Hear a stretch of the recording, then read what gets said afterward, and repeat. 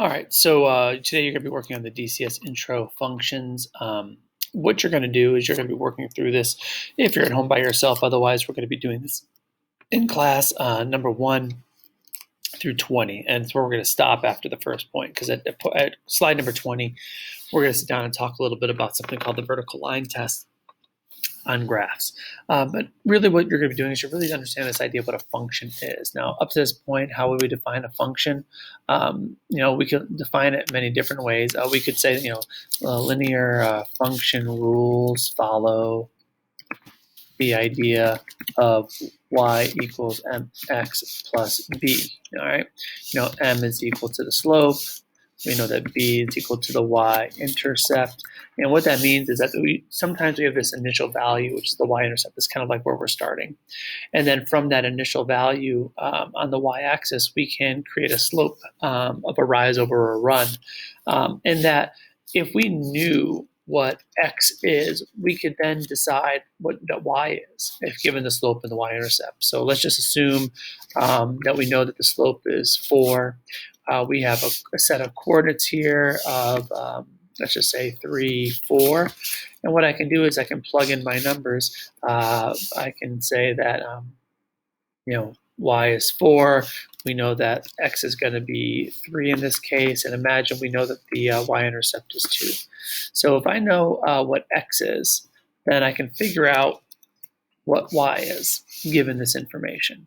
All right, in this situation, then y would be equal to 14. So think about it in terms of how would that look with a table. Right? If I had a table, I've got an x and a y, right? So what we're trying to do is we're figuring out is if I put in an x, what is the value of the y, right? In the situation, it's 14, right? We call this the input or the domain. Here we also call this the output, and this is also considered what we call the range. Right? A little bit more about that in a few minutes. But it's this relationship between x and y that makes something a function or not. So what is a function? A function is a rule, just like the slope-intercept form, y equals mx plus b. All right, it's a rule of matching elements of two different sets of numbers, an x set of numbers and a y set of numbers. And as we talked about before, we have an x and we have a y. These are the two sets of numbers. The big thing is that the input value has only one output value, meaning that if x is 2, the only value that y could be might be 3. Right? There's a relationship between the x and the y where the input has only one output. That means that the value of x has a very unique y value. And as you can see here, x is 1, y is 2, x is 2, y is 4, 3 is 5, 4 is 6, 5 is negative 3. As you can see, 1 only has one output, right? Here, if I say that 2 has a value of negative 3 as well, now we've got the same input having two outputs. That would be considered something that is not a function. So when we define a function, every element of the domain has exactly one element of the range. So here's your domain, all right, and this is your range.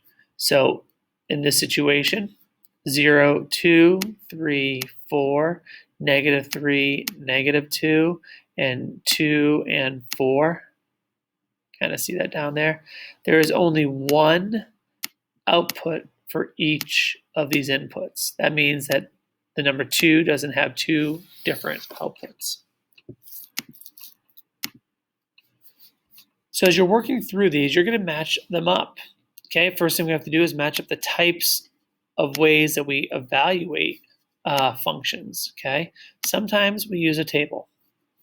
Sometimes we're using ordered pairs.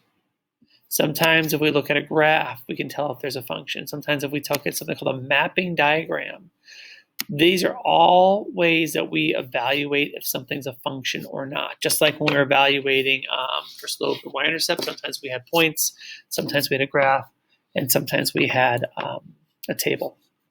All right. And as you can see, these are the 4 that we're going to be working on.